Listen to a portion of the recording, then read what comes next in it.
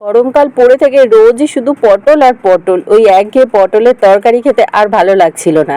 সেই জন্য আজকে তেলের মধ্যে প্রথমেই নুন হলুদ মাখিয়ে চিড়ে রাখা পটলগুলো ভেজে নিলাম। এরপর ভালো করে একদম লাল করে ভেজে তুলে নিয়েছি। এদিকে একটা টিফিন কৌটো নিয়েছি, তার মধ্যে বেশ কিছুটা সর্ষে বাটা দিয়েছি।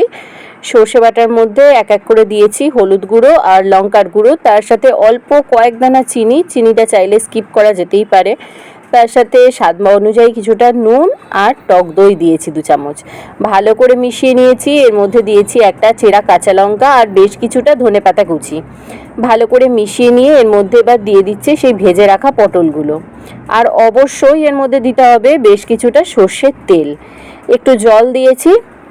এবার ভাজা পটলগুলো দিয়ে ভালো করে মিশিয়ে ঢাকনা দিয়ে জলের মধ্যে ওই 15-20 মিনিট মতো স্টিম দিয়েছি।